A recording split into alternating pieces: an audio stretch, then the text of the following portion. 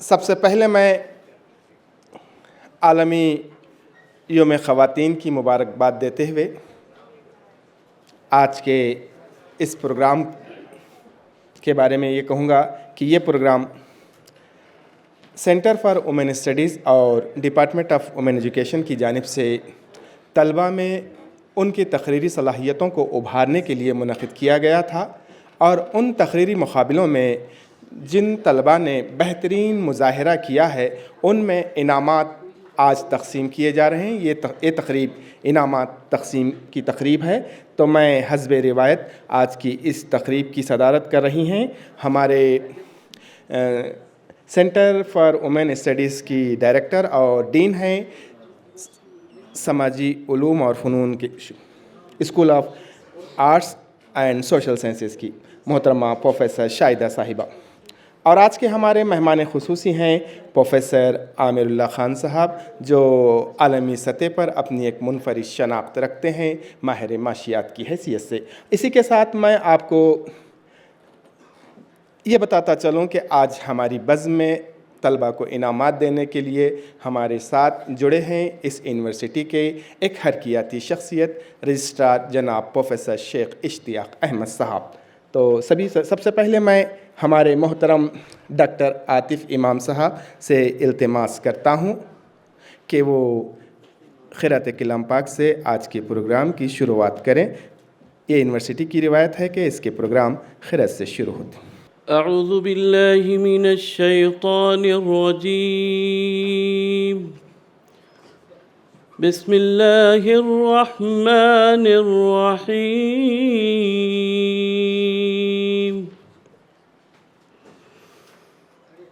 इन्नल मुस्लिमीना वल मुस्लिमाति वल मुमिनीना वल मुमिनात वल क़ानितीना वल क़ानिताति वस्सादिक़ीना वस्सादिक़ात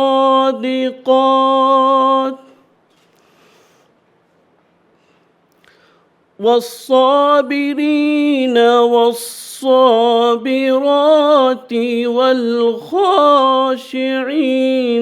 वल्खाशिआत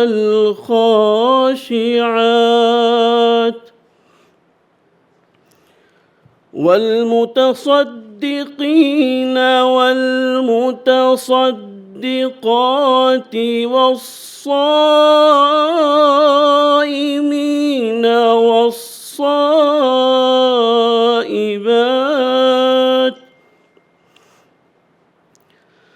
वल्हाफ़िज़ीन फ़ुरूजहुम वल्हाफ़िज़ात वल्ज़ाकिरीन अल्लाह कसीरन वल्ज़ाकिरात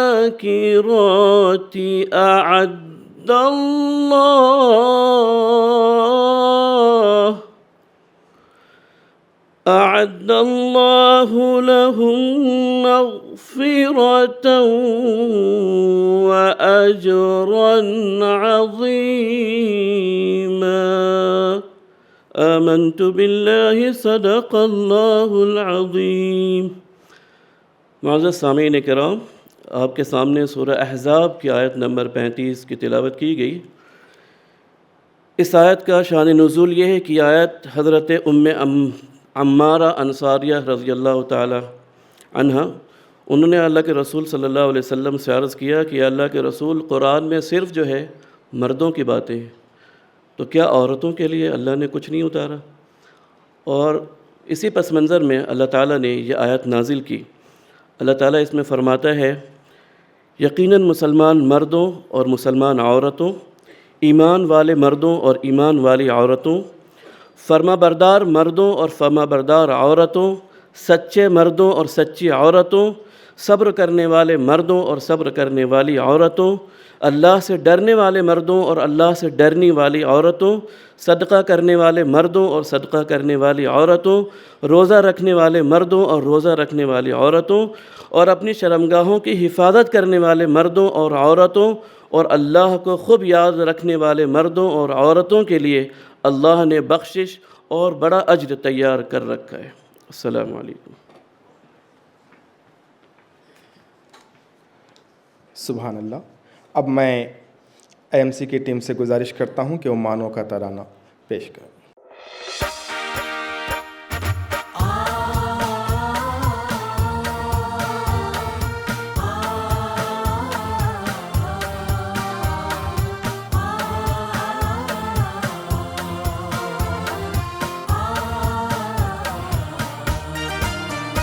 ये बाबे शहरे इल्म है उर्दू ज़बान का, ये बाबे शहरे इल्म है उर्दू ज़बान का। आओ सफ़र यहाँ से करे आसमान का,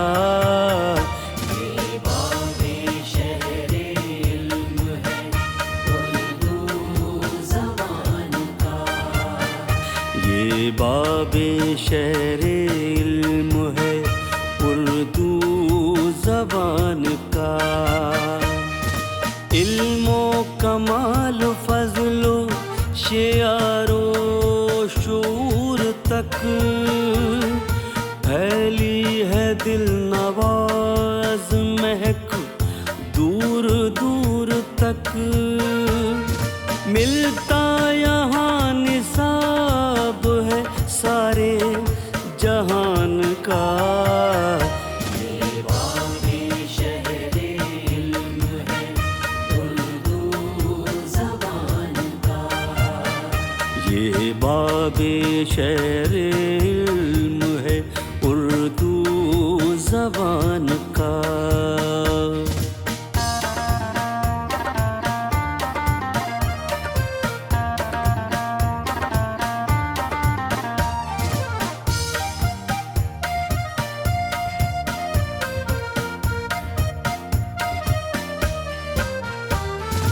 हर नक्शो रंगो बू से करो अपनी गुफ्तगू, आज़ाद दरसगाह की है ये भी जुस्तजू। सब फासला मिटाते चलो दरमियान का, ये बाबे शहरे इल्म है उर्दू ज़बान का, ये बाबे शहरे इल्म है उर्दू ज़बान का।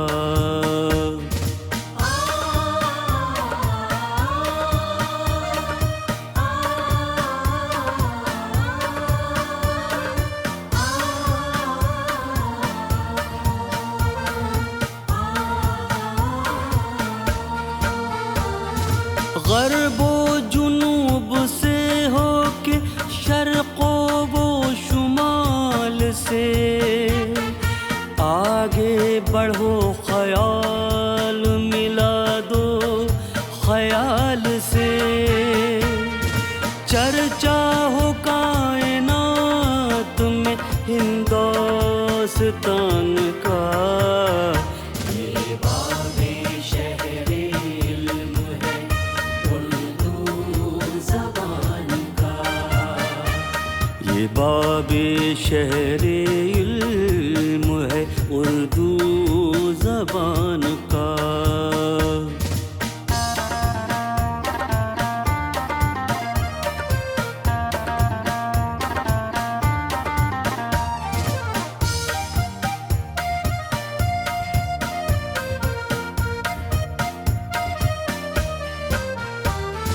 फसले सदा बहार से बस्ती बसी रहे, मिलकर दुआ करो कि ये खेत की हरी रहे,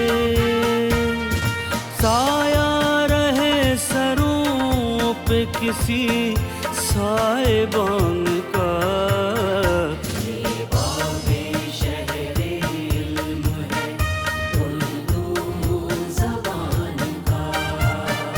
आओ सफर यहाँ से करे आसमान का, ये बाबे शहरे इल्म है उर्दू ज़बान का, ये बाबे शहरे इल्म है उर्दू ज़बान का।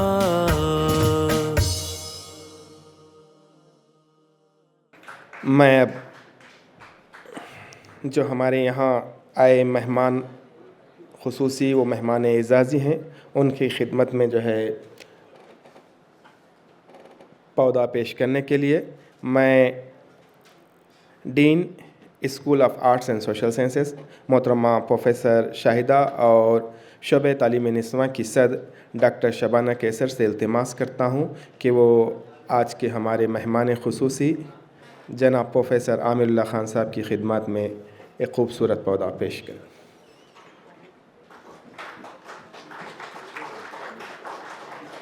और साथ ही साथ शाल पोशी भी करें।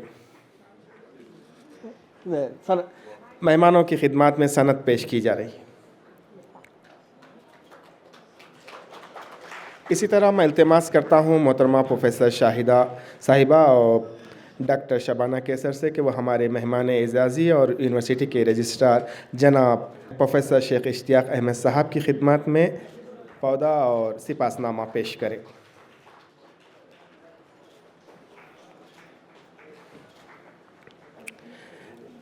अब मैं हमारे रजिस्ट्रार साहब से गुजारिश करता हूँ कि वो हमारे सोशल साइंसेस की डीन मोहतरमा प्रोफेसर शाहिदा साहब की खिदमत में पौधा पेश करें।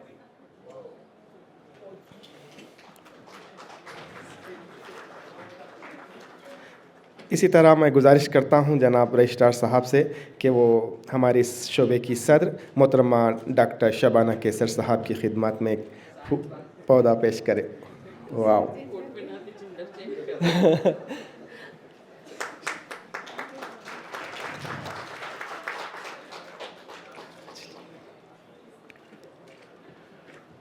शुक्रिया। यहीं पे ये अब मैं आज के इस प्रोग्राम के बारे में तफसील और मेहमानों के इस्तकबाल के लिए खुतबा इस्तकबालिया पेश करने के लिए बेहद एहतराम के साथ इल्तिमास करता हूँ हमारे शोबे की सदर डॉक्टर शबाना कैसर साहिबा से कि वो आएँ खुतबा इस्तकबालिया पेश करें। Esteemed Chief Guest, Professor Amirullah Khan Sahab, Guest of Honor, Professor S.K. Ishtiaq Sahab, Registrar Manu, Dean, School of Sciences and Social Science, Professor Shahida, and also Director for Center for Women Studies, Dr. Tabrez, tamam heads, deans, directors, faculty members, students, adab, assalamu alaikum. A very good morning to all of you. At the outset, I would like to wish you a very happy International Women's Day, though it is celebrated on 8th March, but as the March begins, we keep on celebrating week-wise. Even the whole month is the International Women's Day month. So please accept my greetings on this day. Thank you so much. Today we come together to celebrate not just women and girls around the globe, but the strength, the resilience, and their opportunities, their extraordinary contributions they have made towards the society. International women's day सिर्फ एक celebration का मौका नहीं है, बल्कि एक ऐसा मौका है जहाँ पे हमें थोड़ा सा रुक के सोचने की ज़रूरत है कि हमने कहाँ तक कामयाबी हासिल की है जब हम विमेन राइट्स, इक्वालिटी और एम्पावरमेंट की बात करते हैं। तो ये वो मौका है कि हम सेलिब्रेट तो कर ही रहे हैं अचीवमेंट्स ऑफ विमेन के, साथ ही साथ हमें ये भी देखना है कि कहाँ तक हमने अपने सोसाइटी में जो स्टीरियोटाइप्स मौजूद हैं, जो प्रेजुडिस मौजूद हैं, जो चैलेंजेस मौजूद हैं, हमने उसको कहाँ तक ओवरकम किया है. So it is both the reflection and the celebration. So today we focus on very important theme a single theme but very powerful theme, that is for all girls and women, rights, equality and empowerment. So if we talk about rights, हम rights किस बारे में हम चाहते हैं कि rights के बारे में हम बात करें. Rights are human rights, the basic human rights, and these are universal. इसमें ये कोई नहीं है, privileges नहीं है, बल्कि ये तो हुकूक हैं जो हमको हर औरत और लड़कियों को यूनिवर्सली देना है और उनका बेसिक बुनियादी हम कह सकते हैं इंसानी हुकूक है. लेकिन बहुत अफसोस की बात है जब हम अपनी नज़र दौड़ाते हैं तमाम माशरे में अपनी मौजूदा सूरत हाल पे, तो आज हम देखते हैं कि कई ऐसी औरतें हैं, कई ऐसे लड़कियां हैं जो बेसिक राइट से महरूम है. राइट टू एजुकेशन है, right to basic health facilities है, एम्प्लॉयमेंट अपॉर्चुनिटीज़ हैं. तो ये बहुत अफसोस की बात है. लेकिन हाँ, ये भी एक हकीकत है कि हमने बहुत प्रोग्रेस किया है. हमें होपलेस नहीं होना है. We have a very bright future कि हम काफ़ी शोबों में बहुत हमने एक्सेल किया है, चाहे वो स्पोर्ट्स हो, पॉलिटिक्स हो, एंटरप्रेन्योर्स की अगर हम बात करें, आजकल विमेन एंटरप्रेन्योर्स छाए हुए हैं. लेकिन जेंडर इक्वालिटी जो है हमारा फोरफ्रंट एजेंडा होना चाहिए. As a individual, as a student, as a teacher, as a community, as a nation, हमारा जो मोटो होना चाहिए, हमारा जो एजेंडा होना चाहिए, जो हमारे सामने एकदम फोकस पॉइंट में होना चाहिए, वो है जेंडर इक्वालिटी का. और जब हम एम्पावरमेंट की बात करते हैं, एम्पावरमेंट क्या है? कुछ हुकूक दे देना इज़ नॉट एम्पावरमेंट, बल्कि उनको वो तमाम सहूलियात देना, उनको वो अपॉर्चुनिटीज़ देना, उनको वो माहौल देना जहाँ पे वो अपने सारे पोटेंशियल के साथ ग्रो कर सके. That is called empowerment. It is not only mere giving some rights to women and girls. बहुत सारे ऐसे एग्जाम्पल्स हैं, जैसे आपने देखा होगा मलाहा यूसुफज़ई को, जो असैसिनेशन के बावजूद भी विमेंस राइट्स और एजुकेशन के लिए ख़ास तौर पे एडवोकेट करती हैं. और इसी तरह से आप देखिए इंदिरा नूई को, जो फर्स्ट फीमेल पेप्सिको की फ़ीमेल CEO बनी हैं. तो ऐसे हमारे पास बहुत सारे एग्जाम्पल्स हैं. और स्पेशली मिशेल ओबामा की भी आप देखो कि वो एक ग्लोबल आइकॉन बन चुकी हैं, and she is a champion for girls equality in education. So we must continue to create such environment where girls and women's voices are heard, appreciated and recognized. So आज का ये दिन उसी मुनासिबत से हम यहाँ पे सेलिब्रेट कर रहे हैं, उन अचीवमेंट्स को सेलिब्रेट कर रहे हैं. ख़ास तौर पे हमने इसके लिए सेंटर फॉर वुमेन स्टडीज़ और डिपार्टमेंट ऑफ वुमेन एजुकेशन के इश्तराक से एक एजुकेशन कंपटीशन का इनकाद किया, जिसका कल ही हमने कंपटीशन किया था, जिसमें तकरीबन काफ़ी बच्चों ने पार्टिसिपेट किया था. तीनों ज़बानों में, हिंदी, उर्दू और इंग्लिश. थीम यही था. और हमने बच्चों को सेलेक्ट किया फर्स्ट सेकंड प्राइजेस के तौर पे, और उनको अब इंशाल्लाह अभी हम उनके थोड़ी ही देर में नाम अनाउंस करेंगे और उनको सर्टिफिकेट्स और कैश प्राइजेस भी अनाउंस होंगे. तो देखिए, ये जो आज का दिन है, हमें ये नहीं भूलना है कि हम सेलिब्रेट कर रहे हैं, साथ ही साथ हमको रिफ्लेक्शन भी करना है. थोड़ी सी खामोशी बनाए रखें. आज हमारे बीच में मौजूद हैं आप ही की यूनिवर्सिटी की एक तालिब इल्म जिनका नाम है अनम ज़फ़र. आप सब जानते होंगे, जिन्होंने ऑल इंडिया UGC नेट में जो है फर्स्ट रैंक हासिल किया है, और उनको भी हम आज यहाँ पे फेलिसिटेट करेंगे. तो जब अनम ज़फ़र मानू से उर्दू मीडियम ज़ेरे तालीम से कर सकती हैं, वो भी ऑल इंडिया टॉप 1 रैंक, तो आप में से हर एक लड़का और लड़की कर सकती है, बशर्ते कि आपके अंदर वो डिटर्मिनेशन हो, वो विल पावर हो. और क्योंकि हमारी यूनिवर्सिटी, शुक्रिया अदा करती हूँ मैं हमारे एडमिनिस्ट्रेशन का, बिलखुसूस हमारे ऑनरेबल वाइस चांसलर और रजिस्ट्रार साहब का, कि इतने सारे अच्छा माहौल आपको दिया, इतने सारे कोर्सेज आपके सामने हैं और जदीद तालीम आपको दी जा रही है. तो आप उसका बेहतरीन इस्तेमाल करिए और अच्छे से अच्छे कामयाबी के रास्ते पे आप आगे बढ़िए. So on this day, it is also essential that we take the time to celebrate the achievements of women, because women as a teacher, as a homemaker, as an entrepreneur, as a even हम कह सकते हैं कि health care activist, they are contributing a lot to the society in countless ways. So आइए आज के दिन हम उनको सेलिब्रेट करते हैं. Let us keep supporting them, empowering them, appreciating them, not only on the eve of International Women's Day, but every day. So I thank once again to the Professor Shaida for collaborating us for organizing this program. Thank you so much, ma'am. और फिर से मैं आप तमाम का खैर मकदम करती हूँ। तमाम विनर्स को एक बार फिर से मुबारकबाद, जिनके नाम अभी चंद लम्हों में अनाउंस किए जाएंगे। आप सबका बहुत बहुत शुक्रिया। Thank you so much.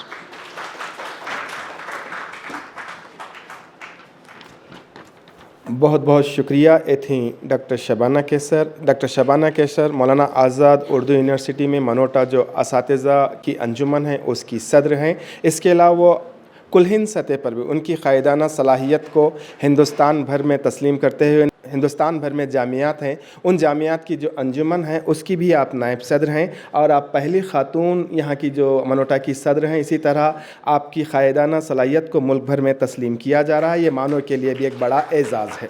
तो अब वो लम्हा जिनका आपको बेसब्री से इंतज़ार था कि हमारे इन मुकाबलों में, तकरीरी मुकाबलों में जिन तलबा ने पहला और दूसरा मुकाम हासिल किया, क्योंकि जजेस की राय भी ये थी कि तलबा ने इतना बेहतरीन मुज़ाहिरा पेश किया है, वहाँ पर यानी काउंट फर्स्ट काउंट सेकंड, एक रस्मी तौर पर समझिए फर्स्ट सेकंड का इंतखाब बेहतर में से बेहतर को किया गया है। लेकिन सब जिन्होंने इस मुकाबलों में हिस्सा लिया, सब के सब बेहतरीन अंदाज में अपने ख़यालात का इजहार किया। इस प्रोग्राम का मकसद, जैसे कि डॉक्टर शबाना कैसर साहिबा ने बताया, कि हमारे जो माशरे में ख़ासकर आप कल हिंदुस्तान का मुस्तकबिल हो, तो आपके अंदर ये सोच व फ़िक्र परवान चढ़े कि हम सब एक हैं, इक्वालिटी है, हम हमारे में यानी लड़कों में और लड़कियों में कोई डिस्क्रिमिनेट नहीं है, सब इक्वल हैं। इसी सोच व फ़िक्र को परवान चढ़ाने के लिए जो इंसानी हुकूक़ हैं, इंसानी हुकूक़ में भी कोई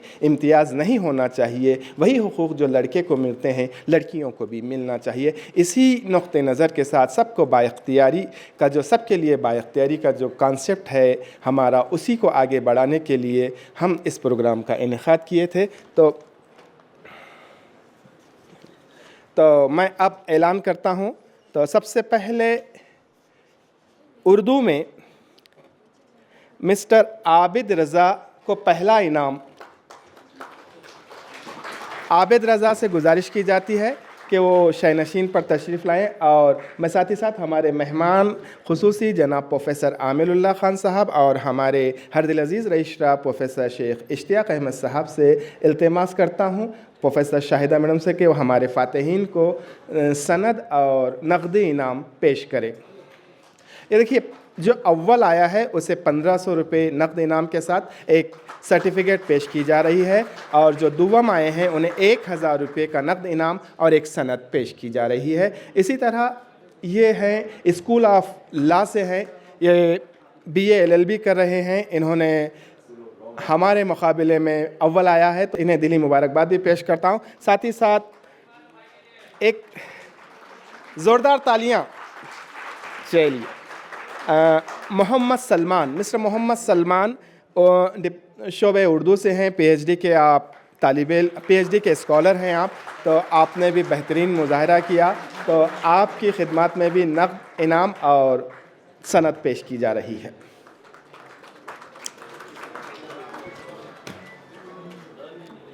अब हमारे हिंदी से आलिया नाज, मिस आलिया नाज, आलिया है? हाँ, चलिए।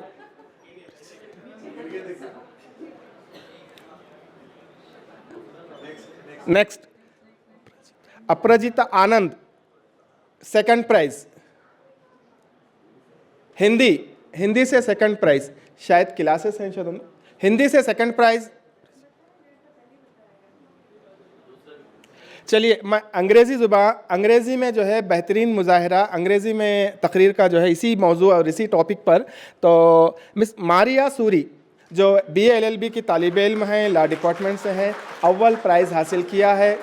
तो मैं हमारे मेहमानान से गुजारिश करता हूँ कि मारिया सूरी की खिदमत में सनद और नक़द रकम पेश करें, नक़द इनाम पेश करें।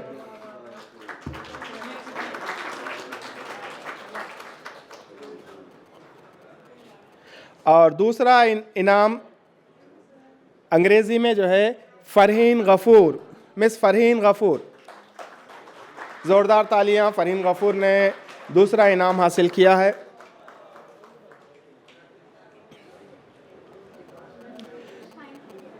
हाँ, तो दूसरा इनाम जो है 1000 रुपये नकद और सनद पर मुश्तमिल है। अभी हमारे ये जो फ़ातिह है जो रजिस्ट्रार साहब और हमारे मेहमान प्रोफेसर आमिरुल्लाह ख़ान के हाथों हासिल कर रही हैं। बेहद शुक्रिया दिल की गहराइयों से, और तमाम की जानिब से आपको हम मुबारकबाद देते हैं। उम्मीद करते हैं कि आइंदा भी इस तरीक़े के मुकाबलों में आप तमाम तलबा हिस्सा।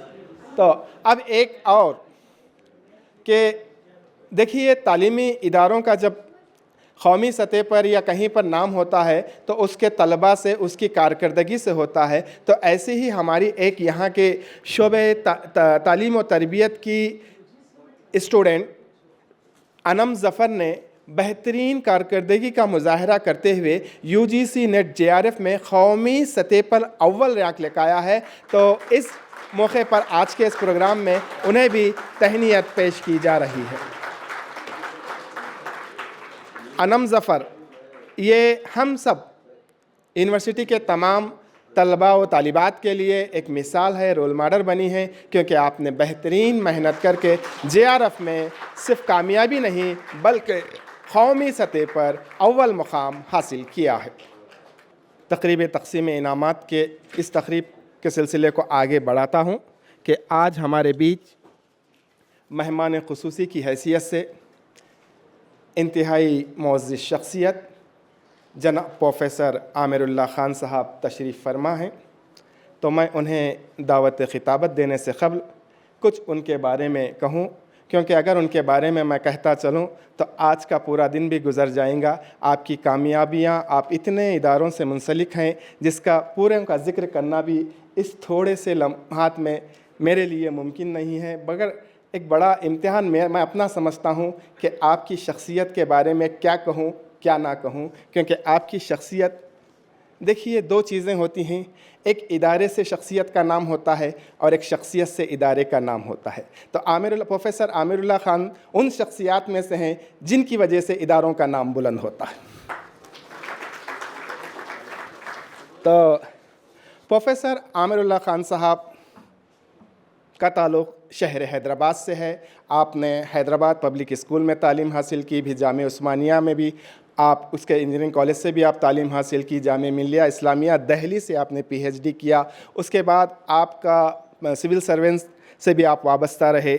आपकी ख़ास खासियत यह है कि आप देही तरक्यात, एक माहिर माशियात होने के लिए आपकी पकड़ जो है देही तरक्यात पर है। आप क़रीब से देही तरक्यात के लिए काम करते हैं, काम किए हैं, और आज भी सिर्फ तेलंगाना रियासत नहीं, मुल्क और बैरून मुल्क की रियासतें आपसे इस मसाइल पर मशवरा लेते हैं। आप जो है हैदराबाद में वाक़े नलसार और इंडियन बिज़नेस स्कूल में जो है विज़िटिंग प्रोफेसर की हैसियत से खिदमत अंजाम दे रहे हैं। इसके अलावा आप सीनियर एडवाइज़र हैं बिल और मेलिंडा गेट्स फाउंडेशन का। इसका नाम तो आप सभी ने सुना होगा कि लिहाजा ये कहता चलूँ कि मोहतरम प्रोफेसर आमिरुल्लाह ख़ान साहब की शख्सियत मोहताज तारुफ़ नहीं। मैशियत के मैदान में, तालीमी मैदान में और हर मैदान में आप जहाँ भी जाते हैं कामयाबी आपके क़दम चूमती है। लिहाजा आप इस यूनिवर्सिटी से भी वाबस्ता हैं, यहाँ से भी आप वाबस्ता रहे हैं और वाबस्ता हैं भी। मैं आपसे बेहद अदब और इल्तिमास से गुजारिश करता हूँ कि आप हमारे इन तलबा को और हमें ख़िताब से फरमाएँ। रोज़ मिलने से भी लगता था कि जग बीत गए। सुनिए पहले रोज़ मिलने से भी लगता था कि जग बीत गए, इश्क में वक्त का एहसास नहीं लगता है। Thank you. इश्क में वक्त का एहसास नहीं रहता है। मैं इसलिए कह रहा हूँ कि अभी कुछ दिन पहले यहीं था और फिर उससे पहले कुछ दिन पहले यहाँ था। तो मैं बहुत अक्सर आता हूँ यूनिवर्सिटी, लेकिन वो छोटे वक्फे में भी ऐसे लगता है कि बहुत दिन बीत गए। इस यूनिवर्सिटी से, जब से ये यूनिवर्सिटी बनी तब से ताल्लुक़ हर तरह का। तो मैं जब भी आता हूँ बड़ा फ़ख्र महसूस होता है, और आज थोड़ा ज़्यादा ही। और वो इस लड़की की वजह से, अनम। अनम, मैं थोड़ा सा उसमें मेरा एक इनफरादी पहलू है, मेरा अपना एक वेस्टेड इंटरेस्ट है तुम्हारे सक्सेस में। 7-8 साल पहले जब हमने ये सोचा यहाँ पे कि और क्या किया जाए हमारे तलबा की नौकरियों के लिए, और क्या किया जाए, एक छोटा सा प्लेसमेंट सेल था, वो यूजीसी की, वो यूपीएससी की तैयारी हो रही थी। तब ये हुआ कि हम यूजीसी का भी की नेट की भी तैयारी कराएं, और सब ने, शाहिदा मैम बैठी है यहाँ पे, याद होगा कि उस मीटिंग में ये तय हुआ कि ये मुश्किल एग्ज़ाम है लेकिन इसमें मौक़े बहुत हैं और हमारे बच्चे इस शोबे में ज़रूर जाएं, टीचिंग में। और उन दिनों एक बहुत बड़ी स्टडी हुई थी, उसमें ये पता चला था कि हिंदुस्तान में जो सबसे ज़्यादा क़िल्लत है लोगों की और जिसमें सबसे ज़्यादा नौकरियां हैं वो टीचिंग की हैं। उस वक्त 2017 में 20 लाख वो थी, वैकेंसीज थी टीचिंग में। और ये था कि भाई हमारे बच्चे तो नहीं जा सकते, ये बड़ा मुश्किल एग्ज़ाम है। तब जाके यहाँ पे हमने एक छोटा सा कोचिंग सेंटर में इजाफ़ा किया और यूजीसी की तैयारी शुरू की, और ये इस उम्मीद में कि किसी ना किसी दिन कुछ बच्चे ज़रूर आएंगे। ये वहमो गुमान में नहीं था कि कोई एक लड़की जाके टॉप भी करेगी, तो बहुत अच्छे, वेरी गुड। और इससे ना इसका ताल्लुक़ आज के उन्वान से बहुत गहरा है। तो मैं मुबारकबाद दूँ आप लोगों को कि आपने आज के दिन ये फेलिसिटेशन रखा। मैं बताऊं कि मैं क्यों उन दोनों में ताल्लुक़ रख रहा हूँ। मैं पहली बात जो आप लोगों से कहना चाह रहा हूँ, बच्चों से, राइट, आप सब जो पीछे बैठे हैं, वो एक बड़ी दिलचस्प कहानी है, दुनिया की शायद सबसे मशहूर कहानी, इस वजह से कि उस कहानी के सबसे ज़्यादा फिल्में बनी। तो आप लोग जो जिनकी जनरल नॉलेज बड़ी अच्छी है, जो क्विज़ विज़ अटेंड करते हैं, वो सोचिए मैं कौन सी ऐसी किताब, कौन सी ऐसी कहानी का जिक्र कर रहा हूँ जिस कहानी के आज तक पिछले फिल्में 100-125 साल से बन रही हैं, जिसकी सबसे ज़्यादा फिल्में बनी, ज़्यादातर अंग्रेज़ी में लेकिन और ज़बानों में भी बनी। इस कहानी को आप में से बहुत से लोगों ने पढ़ा होगा या कम से कम उस बारे में सुना होगा। ये कहानी लिखी गई 250 साल पहले, और इस नॉवेल का उन्वान था, आई डोंट नो इफ आप में से किसी ने गेस किया हो, लेकिन इस नॉवेल का उन्वान था फ्रैंकेनस्टीन। ये नाम सुना है, फ्रैंकेनस्टीन? कुछ लोगों ने तो सुना होगा फ्रैंकेनस्टीन। तो फ्रैंकेनस्टीन क्या था? फ्रैंकेनस्टीन कौन थे? फ्रैंकेनस्टीन एक अजीबोगरीब साइंटिस्ट था। फ्रैंकेनस्टीन ने यह सोचा कि अब साइंस में इतनी तब्दीलियां हो गई, इतने हम उरूज पे पहुंच गए कि अब हमें वो करना चाहिए जो साइंस की इंतहा है। और साइंस की इंतहा क्या है? क्या हो सकती है साइंस की इंतहा? साइंस में हमने कंप्यूटर बना दिया, हमने सैटेलाइट बना दी, हमने आर्टिफिशियल इंटेलिजेंस कर लिया, लेकिन अभी हम हद तक कहाँ पहुँचे? 250 साल पहले उसने सोचा कि अब हमें उस हद तक पहुँचना चाहिए जिस हद तक साइंस का सफ़र चलता रहेगा। उसने कहा कि मैं इतना बड़ा साइंटिस्ट हूँ, इतना बड़ा डॉक्टर हूँ, मैं ज़िंदगी बनाऊँगा। वो है ना उरूज, वो है ना इंतहा। भाई जो सबसे बड़ा साइंसदान है उसने यही तो किया, यही तो मिरेकल है कि ज़िंदगी क्रिएट कर दी। तो फ्रैंकेनस्टीन साहब ने कहा कि मैं सबसे बड़ा साइंटिस्ट, मैं एक आदमी बनाऊँगा, मैं भी आदम बनाऊँगा। और वो इस सिलसिले में लगा रहा। तो क्या किया उसने? कई ख़बरस्तानों में ढूंढा पुर्जे एक हड्डी यहाँ से, एक पैर की हड्डी वहाँ से, एक खोपड़ी वहाँ से, एक दांत कहीं से, और वो सबको मिला के फिर वो उसमें एनर्जी डालता रहा, उसमें केमिकल डालता रहा, कई एक्सपेरिमेंट्स किए, और एक दिन वो जो अजीब किस्म का मजमुआ था वो जाग उठा। लेकिन चूंकि वो फलाने के पैर, फलाने के हाथ, फलाने का सर, किसी और की आंख, तो आप सोच सकते हैं वो बिल्कुल ही बदशक्ल किस्म का। इसीलिए वो जो इजाद हुआ उसको फ्रैंकेनस्टीन का मॉन्स्टर कहते हैं। बाकी कहानी आप ज़रूर पढ़ें, है वो बहुत दिलचस्प कहानी है, बहुत इतनी दिलचस्प कि उस पर जैसे मैंने कहा 50 ट्रांसलेशन और 100 फिल्में बनी। लेकिन कहानी वो नहीं है जो मैंने अभी सुनाई आपको, कहानी उसके पीछे की है। इस कहानी को लिखा किसने?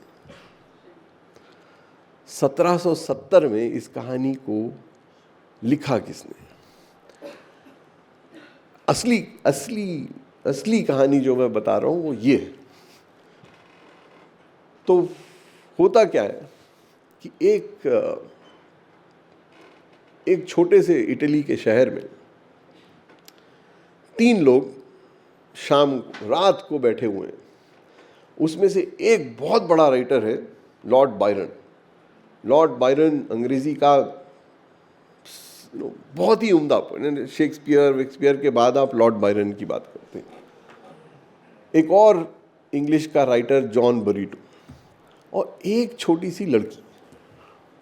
2 बड़े दिग्गज राइटर जो उस जमाने के और बाद के 200 साल के भी सबसे बड़े राइटर हैं, और एक 18 साल की लड़की जो ऐसे ही बैठी हुई है साथ वहाँ पे।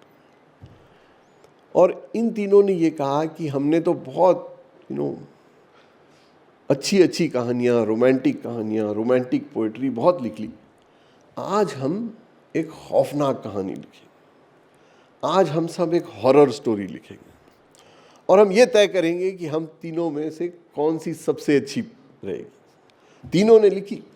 वो 2 बड़े माहिर राइटर थे, उनकी कहानियाँ पता नहीं कहाँ चली गई, लेकिन उस लड़की की कहानी आज तक is the finest novel that one can think of. इसका नाम था मेरी वोल्स्टोनक्राफ्ट की लड़की थी वो, मेरी शेली बाद में बनी। मेरी शेली ने ये कहानी लिखी, और मेरी वोल्स्टोनक्राफ्ट जो उनकी माँ थी वो उनका इंतकाल हो गया था बिफोर मेरी शेली वॉज बॉर्न, उसी ने पैदा होने के 3 दिन बाद। लेकिन मेरी वोल्स्टोनक्राफ्ट दुनिया की सबसे पहली एक्टिविस्ट थी जिसने लिखा था अबाउट विमेंस राइट्स। और आप सोचिए कि क्या असर रहा होगा उस राइटिंग का, कि वो उनकी लड़की जिनको उन्होंने एक दिन भी तरबियत नहीं की, वो दुनिया की सबसे बड़ी राइटर बनी। उसके बाद बहुत इन्फ्लुएंशियल रही, उसको आज तक हम याद करते हैं। तो बात मैं इस कहानी से ये बताना चाह रहा हूँ कि अगर आप देखें, जो पोटेंशियल होता है मर्द में, औरत में, बच्चों में, बच्चियों में, वो बिल्कुल एक सा होता है। और उस पोटेंशियल का आगे नहीं बढ़ना, उस पोटेंशियल को ख़त्म कर देना, वो हमारी सबसे बड़ी क्राइम है कि हमने कई ऐसे लोगों का, कई ऐसी लड़कियों का मुस्तकबिल बचपन में ही ख़त्म कर दिया, ये कह के कि नहीं ये तो स्कूल नहीं जाएगी, ये तो पढ़ेगी नहीं, इसका काम तो खिदमत करना है। तो सब कहाँ जो लालो गुल में नुमायाँ हो गई, खाक में क्या सूरतें होगी जो पिन्हा रह गई। So you will see that so many, इतनी ज़्यादा लड़कियाँ, करोड़ों लड़कियाँ, वो उस पोटेंशियल को पहुँच ही नहीं पाई जो एक लड़की 18 साल की जिसने कभी स्कूल नहीं देखा, जो यतीम थी, वो वहाँ तक पहुँची सिर्फ इस वजह से कि उसको एक यकीन था और एक तरबियत थी घर की, माँ बाप की, जिसको उन्होंने पूरे सोसाइटी ने उस वक्त परवान चढ़ाया। तो ये विमेंस डे ये रशिया में शुरू हुआ था, और इसी वजह से शुरू हुआ था कि उन लड़कियों को, उन औरतों को उनके पोटेंशियल तक पहुंचाए। कोई और उसमें ज़्यादा एम्बिशन नहीं है, कि हर लड़की का एक पोटेंशियल होता है, वो हम उस पोटेंशियल को वहाँ तक पहुँचा सकें। वो एक शायर ने कहा था कि परों को काट दिया है उड़ान से पहले, you know when you do that, कि आप बचपन में ही ख़त्म कर दें, परों को काट दिया है उड़ान से पहले, ये खौफ हिज्र नहीं, ये खौफ विसाल है। ये खौफ हिज्र है, परों को काट दिया है उड़ान से पहले, ये खौफ हिज्र है, शौक़ विसाल थोड़ी है। आपने इसलिए थोड़ी किया कि ये ना जाए, मेरे पास रहे, मैं बहुत चाहता हूँ, आपने इस खौफ से कर दिया कि ये कहीं चली नहीं जाए। तो जो दूसरी बात मैं कहना चाह रहा हूँ, पहली मेरी शैली की कहानी है। दूसरी जो कहानी है, दूसरा जो अहम पहलू है, जो आप लोगों को एज स्टूडेंट्स आप लोगों को सुनना चाहिए और इस पर फिक्र करनी चाहिए, वो ये है कि 50 साल पहले एक जो बड़ी तहकीक हुई जिसके बानी अमर्त्य सेन थे। अमर्त्य सेन और उनके 2-3 साथियों ने एक स्टडी की जिसका उन्वान था मिसिंग वुमेन, वो औरतें जो गायब हो गईं।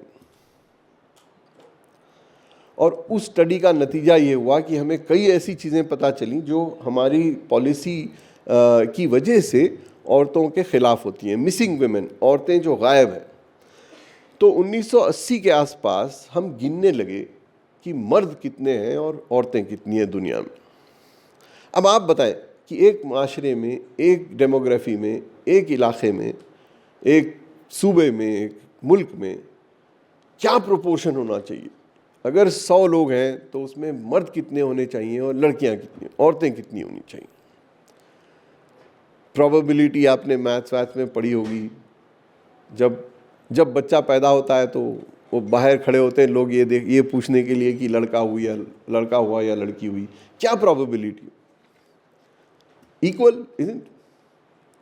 हर बार जब कोई औरत प्रेग्नेंट होती है तो उतना ही चांस होता है कि वो लड़का हो या लड़की हो। तो इस बेसिक मैथ्स का मतलब ये है कि दुनिया में या कहीं पे भी औरतें और मर्द बराबर हों। अगर 1000 लोग हैं इस शहर में तो 500 औरतें हों, 500 मर्द हों। लेकिन 1980 में हमको ये काउंट करते हुए हम चौंक गए कि कई ऐसे इलाके हैं जहाँ पे बहुत सारी लड़कियां हैं ही नहीं, जहाँ मर्दों की तादाद बहुत ज़्यादा है। अब इसका एक पहलू देखिए आप कि कौन से ऐसे मुल्क हैं जहाँ पे लड़कियों की तादाद कम है और मर्दों की तादाद ज़्यादा है। ये कौन से मुल्क हैं? ये है Hindustan, Pakistan, Bangladesh, Nepal, Congo, Burundi, Senegal, niger, शाद, सियरा लियोन। ये कौन से मुल्क हैं? इन सब में कॉमन फीचर क्या है? ये जो मैंने लिस्ट आपको बताई, ये सब वो मुल्क हैं जो दुनिया के सबसे गरीब मुल्क। जो दुनिया के सबसे गरीब मुल्क हैं वहाँ पे लड़कियों की तादाद हमेशा लड़कों के तादाद से कम होती है। अब आप उन मुल्कों को देखिए जहाँ पे लड़कियों की तादाद मर्दों से ज़्यादा है। ये कौन से मुल्क हैं? America, Canada, Australia, Japan, Sweden, Norway, Finland. ये कौन से मुल्क हैं? ये दुनिया के 10 सबसे अमीर मुल्क हैं। ये दुनिया के 10 सबसे प्रॉस्परस मुल्क हैं। वो कोरिलेशन बड़ा साफ है कि वो मुल्क जहाँ पे आपने औरतों को मार डाला, वहाँ पे आपने माशरे को भी मार डाला, वहाँ पे आपने मईशत को भी ख़त्म कर दिया। ये बड़ा सिंपल सा ताल्लुक़, सिंपल सा कोरिलेशन है। इसको समझने में किसी को कोई ना गुरेज होना चाहिए ना मुश्किल होना चाहिए। इंडिया में देखिए कहाँ पे सबसे कम औरतें हैं? इंडिया के स्टेट्स में सबसे कम औरतें कहाँ मिलती हैं? राजस्थान, बिहार, असम, बंगाल। एक सूबा है जहाँ पे ज़्यादा है, केरल। कहाँ पे थोड़ी बहुत मसावात है? तमिलनाडु, तेलंगाना, आंध्रा, कर्नाटका। एक तरफ वो सूबे जो सबसे गरीब, एक तरफ वो जो सबसे अमीर। तो जब हमने ये मिसिंग वुमेन तलाश किए तो ये पता चला कि दुनिया भर में 10 करोड़ औरतें नहीं हैं। 10 करोड़ औरतें कहीं गायब हो गई। पैदा तो हुई थी, क्योंकि पैदा तो सब हुए, 500 औरतें, 500 मर्द, लेकिन कहीं पे ये 10 करोड़ गायब हो गई। ये कहाँ गायब हो गई, ये कहाँ चली गई? इसमें से ये पता चला कि आधा करोड़ ऐसे हैं, 50 लाख ऐसे हैं जिनको हमने पैदा होते ही मार डाला। और ये ज़्यादातर हमारे मुल्कों में, सबसे ज़्यादा हमारे मुल्क में, इंडिया में। आज भी आप देखेंगे कि 2000 से 4000 तक ऐसी लड़कियां हैं जिनको पैदा होते ही मार डाला, मरवा दिया जाता है। या तो खुद आप सोचिए किस किस्म का माहौल होगा उस घर में कि माँ बाप, इंतज़ार किया माँ बाप ने 9 महीने और उसके बाद तय किया कि आज हम इसको ख़त्म कर दें। या तो खुद या कोई एक आया कर, वो ट्रेंड आया होती है महाराष्ट्र में, बिहार में, जो, और उस गुनाह को कम करने के लिए वो दूध में डुबा के मार डालती। तो एक तो वहाँ पे शुरुआत वहाँ से हुई। फिर हमने क्या किया, फिर हमने ये किया कि पहले 5 साल में अगर हमने लड़कों को, जो छोटा बच्चा है आपका, आप क्या करते हैं जब बच्चा पैदा होता है तो पहली चीज़ क्या करनी होती है उस बच्चे को? उसको वैक्सीनेट करना होता है, टीके डलवाने होते, वरना फिर बीमारियों से मर जाता। तो आपने क्या किया, आपने 3 लड़कों को वैक्सीनेट किया और 1 लड़की को किया। आपने जब खाना खिलाना शुरू किया, दूध पिलाना शुरू किया, तो आपने लड़के को तो 6 महीने तक दूध पिलाया, लड़की को 1 महीने तक। खाना जब निकाला खिलाने के लिए तो जो खाना बचा हुआ था लड़कों के खाने के बाद वो लड़कियों को खिलाया। तो इस वजह से हमारा मुल्क वो मुल्क हो गया है जिसमें अंडर 5 साल की उम्र की से कम की सबसे ज़्यादा लड़कियों की मौत हमारे मुल्क में होती है। नॉर्मलाइज्ड फॉर पॉपुलेशन, ये आप ये नहीं कह सकते कि हमारी आबादी बड़ी है इसीलिए हम नॉर्मलाइज करें। आप अगर आप पॉपुलेशन से उसको डिनोमिनेटर को नॉर्मलाइज करें तब भी हम सोमालिया, इथियोपिया से ज़्यादा हैं। उस वजह से 5 साल की उम्र तक में हमारी मर्द और लड़के और लड़कियों की तादाद में फ़र्क पड़ने लगता है। उसके बाद क्या होता है, उसके बाद इस लड़की की शादी कब होती? लड़कियों की शादी किस उम्र में होनी चाहिए? कानूनन तो 18 साल की कम से कम। लेकिन अगर आप 2011 की सेंसस देखें तो 28% औरतें इंडिया में ऐसी हैं जिनकी शादी 18 से कम में हुई। 28%, यानी 28% शादियां हमारी गैर कानूनी। अगर आप 2011 की सेंसस और गौर से पढ़ें तो 1.25 करोड़ ऐसी और लड़कियां हैं, 1.25 करोड़ ऐसी लड़कियां हैं जिनकी शादी हुई जब वो, अंदाज़ा लगाई किस उम्र की होंगी, 1.25 करोड़ ऐसी लड़कियां हैं जिनकी शादी 10 साल की उम्र में हुई। ये 2011 की बात है, ये 14 साल 100 साल पहले की बात नहीं है। 2011 के सेंसस में 1.25 करोड़ लड़कियां जिनकी शादी 10 साल में, 10 साल में कौन सी लड़की तैयार हो जाती शादी की? तो वो मैटरनल मोर्टालिटी, बिहार में 178 लड़कियां प्रेगनेंसी में मर जाती। 178, दुनिया का एवरेज 10 है। उसके बाद हम क्या करते हैं, उसके बाद जब वो माँ बन जाती है, एक तो आधी से कुछ ज़्यादा माएँ हमारे मुल्क में ऐसी हैं जो एनीमिया से सफ़र करती हैं, जिनका आयरन काउंट बहुत कम होता है, बहुत कम। इस वजह से कि उनके पास कोई ग़िज़ा ही नहीं, घर में खाना ही नहीं मिला।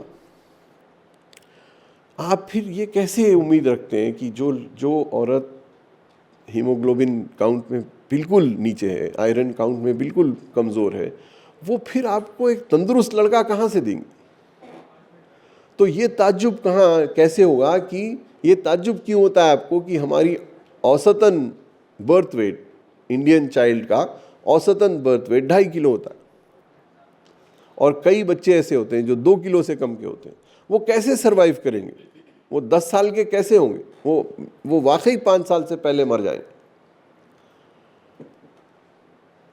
अगर हम लाइफ एक्सपेक्टेंसी देखें, ये आखिरी बात मैं आपको बताना चाह रहा हूँ कि लाइफ एक्सपेक्टेंसी क्या होती है। लाइफ एक्सपेक्टेंसी वो होती है कि अगर आप जब पैदा हो तो स्टैटिस्टिकली आप कितने साल जिंदा रहेंगे। लाइफ एक्सपेक्टेंसी का मतलब होता है कि अगर आप आज पैदा हो तो आज के हिसाब से आप कितने साल जिएंगे इस दुनिया में। तो हम जब पैदा हो रहे थे तब हमारी लाइफ एक्सपेक्टेंसी 51 साल की थी। अब जब आप लोग या आपके बच्चे पैदा होंगे तो उनकी लाइफ एक्सपेक्टेंसी 70 के आसपास, 70 से थोड़ी सी कम, औसतन इंडियन 70 साल जिएगा। लेकिन अगर अब आप ये सोचिए कि लाइफ एक्सपेक्टेंसी मर्दों की ज़्यादा होनी चाहिए या औरतों की ज़्यादा होनी? औसतन मर्द ज़्यादा दिन जीना चाहिए या औरतें, ऑन एन एवरेज? सोचिए, उमूमन औरतें ज़्यादा जीती हैं। क्यों ज़्यादा जीती हैं? क्योंकि मर्द बाहर जाके झगड़ा करते हैं गाड़ी ख़राब चलाते हैं, जंग लड़ते हैं, इसीलिए 25 और 28 और 29 साल में मर जाते हैं। तो ऑन एन एवरेज एग्रीगेट में औरतों की लाइफ एक्सपेक्टेंसी ज़्यादा होनी चाहिए। एक मुल्क है, बल्कि इंडिया में कुछ, अगर आप दुनिया भर में देखें तो यही होता है कि औरतों की लाइफ एक्सपेक्टेंसी थोड़ी 2-3 साल ज़्यादा होती है मर्दों से। इंडिया में, तेलंगाना में 70 साल में मर्द मर जाएंगे, 72 साल में औरतें। कश्मीर में 74 साल, कश्मीर की लाइफ एक्सपेक्टेंसी सबसे ज़्यादा है इंडिया में। 74 साल में मर्द, 76 साल में औरतें। लेकिन यूपी 62 साल के मर्द और 60 साल की औरतें। छत्तीसगढ़ 52 साल में औरतें। तो अगर आप इस मुल्क में औरत हैं तो न सिर्फ आपकी सेहत कमज़ोर, न सिर्फ आपके स्कूल कम, न सिर्फ आपके पास यूनिवर्सिटीज़ की एक्सेस नहीं, बल्कि आपकी ज़िंदगी भी कम है। इसीलिए ये बहुत ज़रूरी है, इसीलिए ये बहुत अहम है कि हम इस विमेंस डे में इन पहलुओं पे नज़र डालें जहाँ पे हम मुलविस हैं, जहाँ ये हमारी जिम्मेदारी है कि हम ये तय करें कि पहले तो औरतें कम से कम जिए तो जितना उनका हक़ है, उसके बाद वो पढ़ें, उसके बाद वो नौकरी करें, उसके बाद वो नॉवेल लिखें। हम जब ये नहीं करते तो ये हम सब की कल्पेबिलिटी है, शर्मिंदगी है। मैं मौलाना आज़ाद उर्दू यूनिवर्सिटी से की मेरी एसोसिएशन से फ़ख्र इसलिए करता हूँ कि ये शायद वाहिद यूनिवर्सिटी है जहाँ पे मैंडेट में है कि लड़कियाँ 40% से ज़्यादा हों। किसी और यूनिवर्सिटी में नहीं, ये है तो उर्दू यूनिवर्सिटी, तो उर्दू के लिए होना चाहिए। लेकिन उसके अलावा 25 साल पहले ये तय किया गया कि, और इसी वजह से आप देखें, आप और कहीं जाएं तो आपको साफ नज़र आता है फैकल्टी में, स्टूडेंट्स में, उन लड़कों में जिन्होंने अचीवमेंट किया है। हमारी यूनिवर्सिटी में औरतों ने बहुत नाम कमाया, बहुत अच्छा उनका वो पार्टिसिपेशन रहा, और इस वजह से इस यूनिवर्सिटी का एक एग्जेम्पलरी रोल रहा है for higher education in the country. तो मैं मुबारकबाद दूँ यूनिवर्सिटी को, मैं मुबारकबाद दूँ सेंटर फॉर वीमेन स्टडीज़ को कि इस इशू पे आपने ये ऑर्गेनाइज़ किया। इन सब लड़के लड़कियों को इस इस दिन की वजह से और इस मुकाम पे ये पता चले कि आखिर मुश्किलें हैं कहाँ, किस लेवल पे हैं और हम सब का रोल क्या है उन सब को, उन मुश्किलों को हल करने में। मैं दोबारा मुबारकबाद दूँ तुमको Anu, Zafar, thank you very much, आप सबका बहुत बहुत शुक्रिया। बहुत बहुत शुक्रिया, आपने बेहतरीन अंदाज से अपने ख़यालात का इजहार किया। अब मैं हिंदी मुकाबले में जो आए थे, आलिया नाज आए हैं, एक अपराजिता आनंद जो हैं आए, और दूसरा इनाम हिंदी। आइए आप आगे आइए।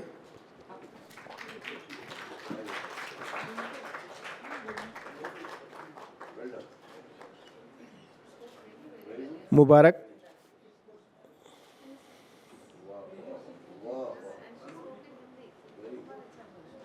बेहतरीन अंदाज में आपने जो है अपना मुजाहिरा किया।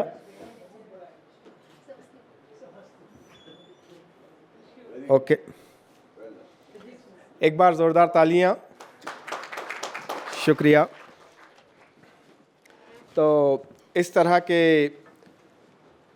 ख़ूबसूरत और शानदार प्रोग्रामों के इनेकाद के लिए हमें हमेशा ताउन रहता है हमारे शेखुल जामिया इज़्ज़त माब प्रोफेसर सैयद ऐनुल हसन साहब का, जिनकी क़ियादत में मौलाना आज़ाद नेशनल उर्दू यूनिवर्सिटी शब व रोज़ तरक्की के मनाजिर तय कर रही है। और इसी कारवां में जुड़े हैं हमारे मोहतरम रजिस्ट्रार साहब प्रोफेसर SK इश्तियाक अहमद साहब, जिनकी दूरबीन निगाहें कल के मुस्तक़बिल को देखते हुए ऐसे मंसूबे बना रही है और आगे भी हम बढ़ रहे हैं।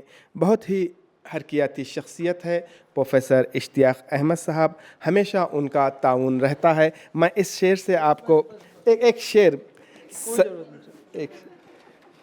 सहन चमन को अपनी बहारों पे नाज था, सहन चमन को अपनी बहारों पे नाज था, वो आ गए तो सारी बहारों पे छा गए। इस शेर के साथ आपको बेहद शुक्रिया। डाइस पे तशरीफ़ फरमा इज़्ज़त माब member Telangana public service commission professor Amirullah Khan साहब,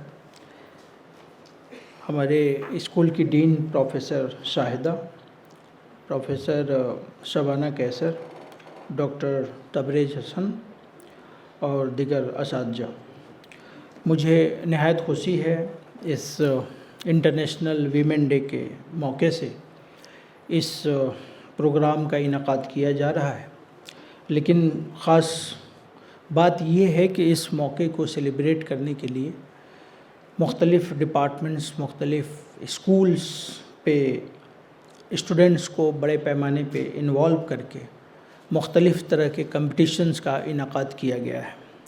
और अभी आपने देखा कि किस तरह से तलबा और तलबात ने उसमें शिरकत किया और इनामात हासिल किए हैं। यकीनन ये बेहद खुशी की बात है कि इस मौके को हम सेलिब्रेट कर रहे हैं, लेकिन ख़ास और अहम बात यह है कि जो एक्चुअल पार्टिसिपेशन है तालीम में, एजुकेशन के हवाले से ख़ास तौर पे लड़कियों का, उसका एक बेहतरीन नमूना मानू ने इस साल अनम के तौर पे पेश किया है, जो हमारे लिए फ़ख्रिया है। हमारे लिए ही नहीं बल्कि उर्दू ज़बान व अदब से ताल्लुक़ रखने वाले लोगों के लिए, उर्दू के जो दिलदादा हैं उनके लिए इन्होंने ये बताया है कि कोई भी लैंग्वेज किसी तरीके से कमतर नहीं और मेहनत से हर मुमकिन कोशिश करके बड़ी से बड़ी कामयाबी भी हासिल की जा सकती है। तो यकीनन ये पैगाम अनम ने मानू के एक एक तलबा को दिया है और एक एक तलबा ने उनसे इंस्पायरेशन लिया है। कई मौके से इनकी हिम्मत अफजाई की गई, इन्हें मुख्तलिफ़ जगहों पे इनामात दिए जा रहे हैं। मैं चाहूँगा कि मानू का एक एक तलबा, एक एक तलबा भी इसी जज्बे के साथ अपनी तालीमी सफ़र को आगे बढ़ाए, अपनी अहमियत को समझे, जो वक्त उसे मिला है उसका नहायत बेहतर इस्तेमाल करे। और मुझे खुशी है कि एज़ ए होल कई मौके से ये देखा जा रहा है कि जो तलबा के अंदर जिस तरह का पार्टिसिपेशन है वो बहुत ही अहम है। अभी मैं ख़ास तौर पे प्रोफेसर अमीरुल्लाह साहब की खिदमत में अर्ज़ करूं कि अभी कुछ 2 सालों से ये महसूस किया गया, ख़ास तौर पे हमारे vice chancellor professor Syed Ainul Hasan साहब ने ये अज़्म लिया कि जो करिकुलर एक्टिविटीज़ है वो भी तालिब इल्मों में परवान चढ़े। उन्होंने ख़ास तौर पे मुख्तलिफ़ क्लब्स का इनकाद किया या उसको एक्टिवेट किया, और खुशी की बात है कि कई मौके से पिछले 2 सालों में मानू के तलबा स्टेट लेवल पे और जोनल लेवल पे उन्होंने मुख्तलिफ़ एक्टिविटीज़ में पार्टिसिपेट किया।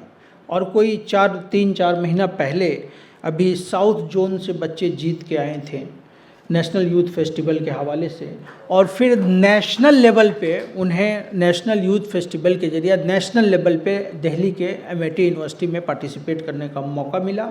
और नहायत खुशी की बात है कि 2 इवेंट्स में यानी माइम में और प्ले यानी ड्रामा में दूसरी और तीसरी पोजीशन बच्चों ने हासिल किया। और कल ही उनको कल्चरल क्लब्स पे उन्हें फेलिसिटेट किया गया, और वाइस चांसलर साहब ने ख़ास तौर पे एक पार्टिसिपेंट को अपने वाइस चांसलर फ़ंड से खुसूसी इनामात यानी 5-5 हज़ार का इनाम एक बच्चे को तकसीम किया। तो ये एक ख़ास बात है। लेकिन उसमें भी एक ख़ास बात ये है कि ये जो 2 बड़े इवेंट में जो मानू की नुमाइंदगी हुई, मानू के बच्चों ने कामयाबी हासिल की नेशनल लेवल पे, बताया लोगों ने कि नेशनल लेवल पे पार्टिसिपेशन कोई आसान नहीं होता है, और ऐसी यूनिवर्सिटियां वहाँ पार्टिसिपेट कर रही थी जिनके हर कुछ कस्ट्यूम से लेके स्टेज से लेके पूरी तैयारी उनकी थी और लाखों रुपया वो खर्च किए थे। लेकिन मानू के तालिब इल्म वो थे जो एक तरफ परफॉर्म भी कर रहे थे, दूसरी तरफ अपने स्टेज को भी सजा रहे थे। ये ख़ास बात है। लेकिन सबसे ख़ास बात है कि ये जो पार्टिसिपेशन हुआ, जो इनामात हासिल किए, इसमें भी लड़कियों की तादाद अल्हम्दुलिल्लाह बहुत अच्छी है। इसके लिए मैं ख़ास मुबारकबाद देता हूँ, और मुझे खुशी हो रही है ख़ास तौर पे इंटरनेशनल वीमेन डे पे के प्लेटफॉर्म से इस बात को कहने में कि हमारे यूनिवर्सिटी की जो स्टूडेंट हैं, फीमेल स्टूडेंट हैं, लड़कियां हैं, उनका पार्टिसिपेशन किसी भी तरीके से किसी भी लड़के से कम नहीं है, बल्कि कहीं ज़्यादा है। और मैं उम्मीद करता हूं कि ये जज्बा इसी तरह कायम रहेगा, ताकि मैं समझता हूं कि अगर एक लड़की सही ढंग से तालीम हासिल करे, जॉब में आए, अपने अहमियत को समझे, तो उसका जो गाइडेंस होगा अपने फैमिली के लिए, समाज के लिए, वो कहीं मर्दों से ज़्यादा माना खेज होगा। और जहाँ तक अब मोहतरम अमीरुल्लाह खान साहब इशारा कर रहे थे कि CSE की तरफ इशारा कर रहे थे, कोचिंग गाइडेंस सेल जो यहाँ पे एक्टिव है, यकीनन बहुत बड़ा काम आप लोगों ने अंजाम दिया है। चंद 8-10 साल पहले उस मरकज़ को कायम हुआ था ख़ास मकसद के तहत UGC के जानिब से, लेकिन काफ़ी इनका हम रोल रहा है, एक्टिवेट किया इन्होंने, और बच्चे कम्पीट करना शुरू हुए थे। लेकिन बीच में ही कोविड का मामला शुरू हुआ और फिर चीज़ें दरहम बरहम हो गई, डिस्ट्रैक्ट हो गया था। लेकिन मुझे खुशी है कि दोबारा से असर नौ वाइस चांसलर साहब ने, हम लोगों ने इंटरेस्ट लिया, UGC को मैटर को परसुएट किया गया और दोबारा कुछ बजट अलॉट करके हम लोगों ने उस काम को शुरू किया। और सर खुशी की बात है कि इस बार 2 बच्चों ने सिविल सर्विसेज मेंस को क्लियर किया और इंटरव्यू के लिए दिल्ली पहुंचे। एक बच्ची का इंटरव्यू हो चुका है और दूसरे का होना है। और रिसेंटली जो कर्नाटक पब्लिक सर्विस कमीशन के रिजल्ट्स आए थे, उसमें 16 बच्चों ने इस कोचिंग से उन्होंने मेंस प्रीलिम्स क्लियर किया है और मेंस का एग्ज़ाम लिख रहे हैं। और एक बच्ची ने कमर्शियल इनकम टैक्स ऑफिसर का एग्ज़ाम फाइनल सिलेक्शन हुआ है। तो बच्चे बहुत अच्छा कर रहे हैं, ये खुशी की बात है। एक हमारे तालिब इल्म बहुत अच्छा कर रहे हैं, यूनिवर्सिटी की इससे अच्छी नेक नामी हो रही है, अच्छी ब्रांडिंग हो रही है, और इसमें अब मज़ीद आप लोगों का कोऑपरेशन बहुत ज़रूरी है। हम ये सब आपकी और हम सबों की काविश से ऐसा हो रहा है। और ख़ास बात यह है कि मानू में जो बच्चे आ रहे हैं, तालिब इल्म आ रहा है, वो तालिब इल्म आते हैं, तालबात आती हैं, वो डाइवर्स बैकग्राउंड से आती हैं, और इसका हम ख़ास ख्याल रखते हैं कि हर बच्चे को इक्वल अपॉर्चुनिटी मिले, और इस जज्बे के साथ कि वो इस कैंपस में अगर आई है या बच्चे आए हैं तो कामयाब होकर जाएं और डिसिप्लिन्ड होकर रहें। ये भी एक मैसेज ख़ास तौर पे मैं रिक्वेस्ट करना चाह रहा हूँ। ये अक्सर देखा जा रहा है कि इधर हॉस्टल्स में या मुख्तलिफ़ डिपार्टमेंट्स में, ख़ास तौर पे लॉ में, काफ़ी ग्रुपिज़म या कुछ आपस में कॉन्फ्लिक्ट, इस तरह की चीज़ें बच्चों में छोटी छोटी बातों पे देखने को मिल रही है। ये एक सीरियस इशू है, हमें कोशिश करनी चाहिए बच्चों से। ख़ास तौर पे मैं रिक्वेस्ट करता हूँ कि आप डिसिप्लिन बनाए रखें, इदारे की नेक नामी और आप जिस मकसद के तहत आए हैं उसे हासिल करके जाएं, ये आपका अव्वल टारगेट होना चाहिए। एक दूसरे का रिस्पेक्ट करना सीखें। इस वीमेन डे के मौके से भी ये मैसेज ख़ास तौर पे लड़कियों के हवाले से, लड़कियों का ख़ास तौर पे रिस्पेक्ट आपका सबसे पहला फ़र्ज़ होता है। और अमीरुल्लाह साहब ने यकीनन बहुत उम्दा बातें कही, ख़वातीन के हवाले से, तालीम के हवाले से, सेहत के हवाले से, मुल्क का जो सूरत हाल है, मुल्क का जो पार्टिसिपेशन है मुख्तलिफ ममालिक के, उस हवाले से बहुत ही हसास और सेंसिटिव बातें आपने कही। यकीनन ये हम सबों के लिए सोचने का एक मौका है ताकि उस डायरेक्शन में हम काम कर सकें। और आज के दिन जब हम ये इंटरनेशनल वीमेन डे सेलिब्रेट कर रहे हैं, यानी सिलसिला जारी है सेलिब्रेट करने का, ये अज़्म लें कि जिस तरफ सर ने इशारा किया है उसमें हमारी जो परफॉर्मेंस हो वो बेहतर हो। मैं एक बार फिर आप सबों का शुक्रगुजार हूँ, सारे अपने तालिब इल्मों का, सारे हमारे जूरी मेंबर्स का, जजेस का। मुख्तलिफ़ डिपार्टमेंट्स में मुख्तलिफ़ लैंग्वेजेस में ये प्रोग्राम्स मुनक़िद किए गए। काफ़ी सारे हमारे असातिज़ा ने इसमें मदद फरमाई है जूरी मेंबर की हैसियत से, बच्चों को गाइड भी किया है, बच्चों को इनकरेज भी किया है। हम सभी आपके शुक्रगुजार हैं, बेहद शुक्रिया। बहुत बहुत शुक्रिया। यकीनन मौलाना आज़ाद नेशनल उर्दू यूनिवर्सिटी के तालिब इल्म जहाँ भी जा रहे हैं वहाँ कामयाबी के झंडे गाड़ रहे हैं। मैं आपको ये भी बताता चलूँ कि गुज़िश्ता दिनों हमारे शबे तालीम निस्वां से एक स्कॉलर ने कर्नाटक सेट भी कामयाब कर पूरे स्टेट में टॉप किया है वुमेन एजुकेशन में। उमर फ़ारूक हैं, उनके लिए भी एक बार ज़ोरदार तालियाँ। तो अब मैं इंतहाई अदब व एहतराम के साथ आज के इस प्रोग्राम की सदारत कर रही हमारे dean school of arts and social science और director centre for women studies से गुजारिश करता हूं कि वो सदारती कलमात पेश करें।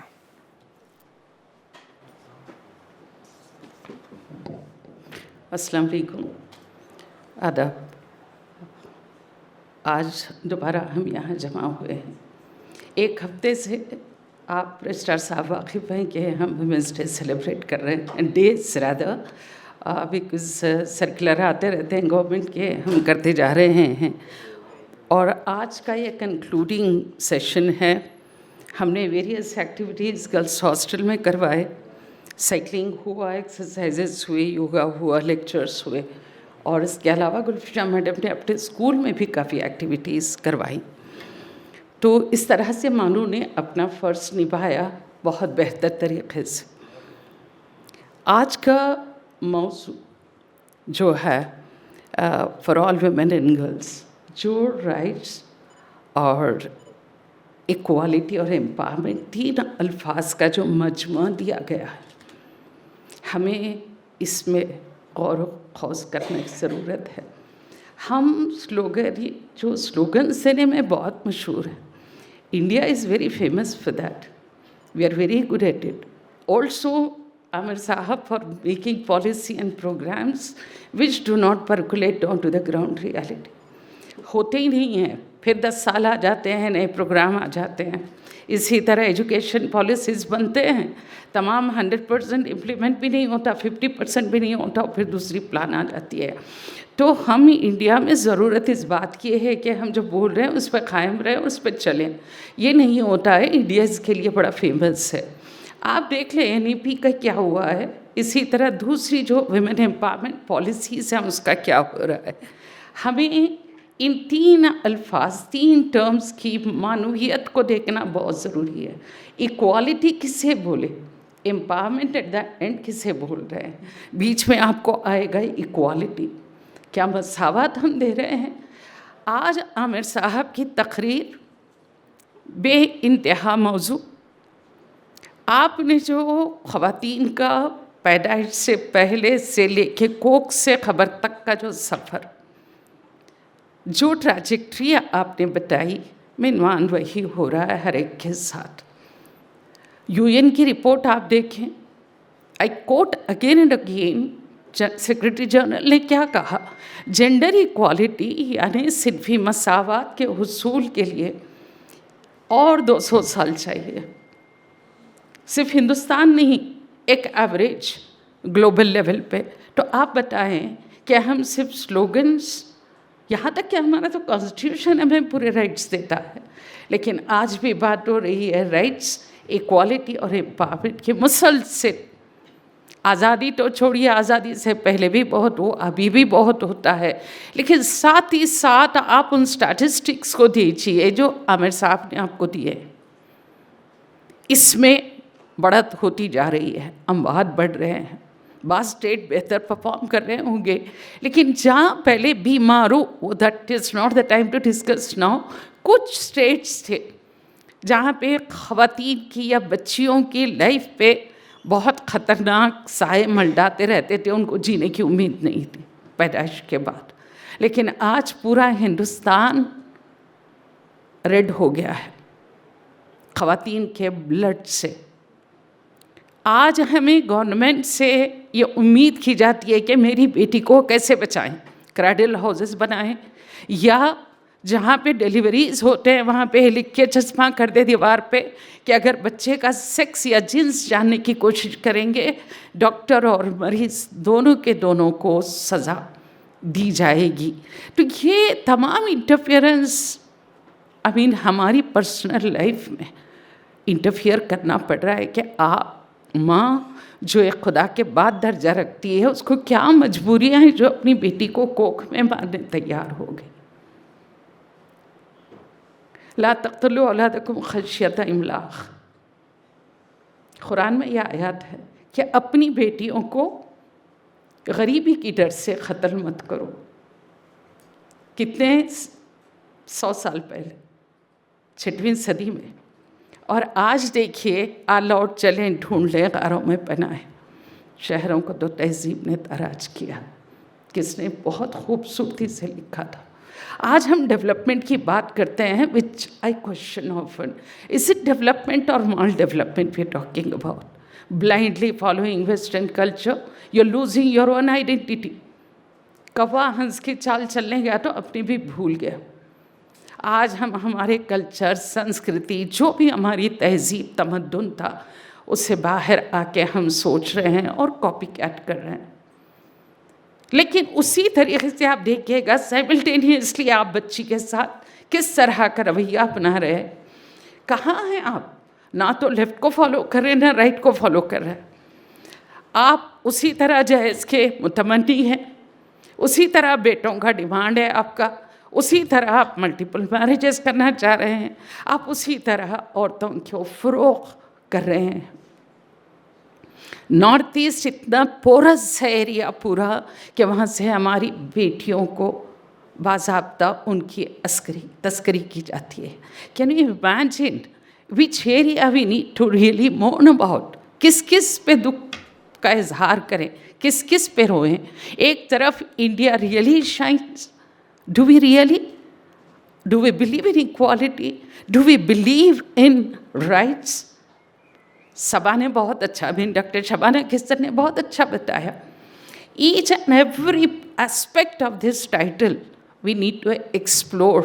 It's not just women's studies, matter of serious discussion, but हम तमाम जो यहाँ बैठे हैं, यूनिवर्सिटी को भी बहुत कुछ और कुछ करना है इस ज़िम्मन में कि ये विमेंस डे के दिन ये हम डिस्कशन ना करें, बल्कि साल के 12 महीने और तमाम दिन ख़वातीन के लिए कुछ न कुछ करते जाएं। इन वाइस चांसलर ने, जो प्रेजेंट वाइस चांसलर हैं ऐनुल हसन साहब, बहुत कुछ आए हैं ख़वातीन की बहबूदी के लिए। हॉस्टल को दिन रात परेशान रहते हैं कि किस तरह बच्चियों को पढ़ने का मौक़े फराहम करें, तक हॉस्टल में रखें उनको, किस किस तरह से डॉर्मेटरीज़ बनाए गए। बहुत कुछ कर रहे हैं, बहुत कुछ इनको इनकरेज करते हैं कि लाइब्रेरी में बैठें, पढ़ें, बहुत कुछ करें। ये तमाम बच्चों के हाथ में मनु की इज़्ज़त है, और आपको चाहिए कि जिस मकसद से आपके माँ बाप ने यहाँ भेजा है, उस मकसद को अपनी ज़िंदगी का मकसद ऐन बनाएं और सिर्फ उसी पे कामिल यकीन रखें, फोकस करें और इन मौक़े का फ़ायदा उठाएं। आप लोग बहुत छोटे हो, पॉलीटेक्निक के देख रही हूँ, यू हैव टू गो मोर, संजीदा हो जाएं बेटा। इसलिए कि आप देखें पॉलीटेक्निक से निकलेंगे, आपको इंजीनियरिंग है, बाहर जाके एक सीट ले लें। हम मुतवस्सित घराने, गरीब घराने से ताल्लुक़, क्या हम वो फ़ीस दे सके? ये जो प्राइवेटाइजेशन ऑफ एजुकेशन ने कर दिए, वो कॉम्पिटिटिव वर्ल्ड में आप जा नहीं सकेंगे, जबकि मनु आपको गोल्डन प्लेट में लाके अपॉर्चुनिटी दे रहा है। मैं चाहूँगी आज का दिन हमारे बच्चियों के साथ हमारे बच्चे भी इस सबक को हासिल करें कि जेंडर इक्वालिटी यानी सिनफी मसावत कितनी ज़रूरी है, जिसकी तरफ रजिस्ट्रार ने इशारा किया कि अपनी साथी लड़कियों की इज़्ज़त करना सीखें, उनको ये माहौल ऐसे पैदा करें जहाँ पे वो ख्वाहिश करे कि मुझे यहाँ रहना है, मुझे सेफ़ फील कर रही हूँ मैं और मैं यहाँ पढ़ूँगी, चाहे वो रात हो के दिन हो, ये बड़ा सा मेरे घर का आंगन है जहाँ मैं फ्रीली फिर सकूँगी, सेफ़ रहेगा। वो आपके हाथ में है वो सेफ्टी प्रोवाइड करना। तो मनु को एक अच्छे नाम के साथ याद करने के लिए ज़माने में आप लोगों का हाथ बहुत है। इसी मैसेज के साथ मैं अपनी जगह लूँ कि आपसे शी ही से है बनी हुई, आप देखें शी में ही शामिल है। जब तक कि आप उसका हाथ नहीं पकड़ेंगे इक्वालिटी लाने के लिए, हम कुछ भी बदल नहीं सकते। Thank you so much.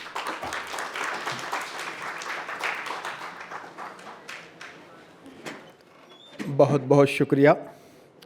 अब मैं सेंटर फॉर वुमेन स्टडीज़ और डिपार्टमेंट ऑफ वुमेन एजुकेशन की जानिब से शुक्रिया अदा करना चाहता हूँ। शुक्रिया की रस्म। तो सबसे पहले कि मैं हमारे हरदिल अज़ीज़ वाइस चांसलर साहब जनाब प्रोफेसर सैयद ऐनुल हसन साहब का शुक्रिया अदा करता हूँ कि जिन्होंने हमें इस तरह के प्रोग्राम के इनेकाद के लिए इजाज़त दी। और साथ ही साथ मैं यूनिवर्सिटी के हमारे रजिस्ट्रार साहब प्रोफेसर SK इश्तियाक साहब का शुक्रिया अदा करता हूँ कि वो हमेशा जेंडर से मुताल्लिक़, जेंडर इक्वलिटी से मुताल्लिक़ या ख़वातीन से मुताल्लिक़ जो भी प्रोग्राम हम पेश करते हैं उसे फ़ौरन जो है मंजूरी देते हैं और उसके इनेकाद की राह हमवार करते हैं। दिल की गहराइयों से भी मैं उनका शुक्रिया अदा करता हूँ। और हमारे dean school of arts and social sciences मोहतरमा प्रोफेसर शाहिदा साहिबा का कि जिन्होंने इस खूबसूरत प्रोग्राम के इनेकाद में ताउन किया, उनका भी हम शुक्रिया अदा करते हैं। ख़ासकर मैं शुक्रिया अदा करता हूँ हमारे आज के मेहमान ख़ुसूसी और आलमी शोहरत याफ्ता माहिर माशियात प्रोफेसर आमिरुल्लाह खान साहब के, उनकी मसरूफ़ियात के बावजूद, क्योंकि इन दिनों जो है तेलंगाना पब्लिक सर्विस कमीशन में रिज़ल्ट जारी किए जा रहे हैं, वो तेलंगाना पब्लिक कमीशन के मुअज़्ज़िज़ रुकन हैं, अपनी मसरूफ़ियात के बावजूद भी हमें वक्त दिया है। तो लिहाजा मैं एक बार उनका शुक्रिया अदा करना चाहता हूँ और शुक्रिया अदा करता हूँ। लिहाजा साथ ही साथ मैं शुक्रिया अदा करता हूँ तमाम जजेस का जिन्होंने जजेस के फ़राइज़ अंजाम दिए। मैं यहाँ पर उनका नाम लेना यकीन समझता हूँ क्योंकि हमारे इस प्रोग्राम में उन्होंने जजेस की जो खिदमात हैं निभाई हैं। उर्दू तकरीर के लिए शोबे उर्दू से डॉक्टर अबू शमीम खान साहब और डॉक्टर बदर सुल्ताना, इसी तरह अंग्रेज़ी से डॉक्टर गोविंदया गोवर्ती, डॉक्टर खैरुन्निसा मोहतरम और डॉक्टर खुदसी रिजवी साहब ने अंग्रेज़ी के लिए जजेस के फ़राइज़ अंजाम दिए। जबकि हिंदी के लिए शोबे तालीम व तरबियत से डॉक्टर अश्वनी, डॉक्टर जहांगीर आलम और शोबे हिंदी से डॉक्टर अबू हुरैरा ने जजेस के फ़राइज़ अंजाम दिए। इन तमाम जजेस का मैं दिल की गहराइयों से शुक्रिया अदा करता हूँ। साथ ही साथ IMC की टीम जिन्होंने हमें ये टेक्निकल सपोर्ट आज के इस प्रोग्राम की लाइव स्ट्रीमिंग वगैरह उन्होंने की हैं, इसके लिए मैं IMC की टीम का बेहद शुक्रिया अदा करता हूँ।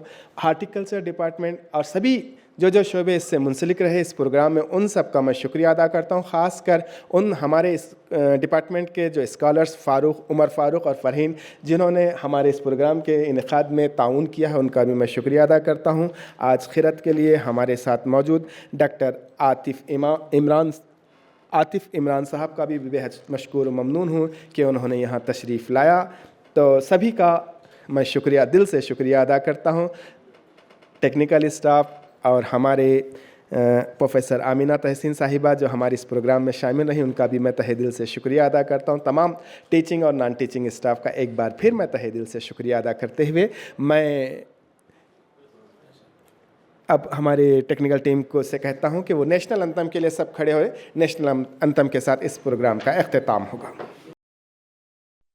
जनगण मन अधिनायक जय हे भारत भाग्य विधाता, पंजाब सिंध गुजरात मराठा द्राविड उत्कल बंगा, विंध्य हिमाचल यमुना गंगा उच्चल जलधि तरंगा, तव शुभ नामे जागे तव शुभ आशीष मांगे, गाहे तव जय गाथा।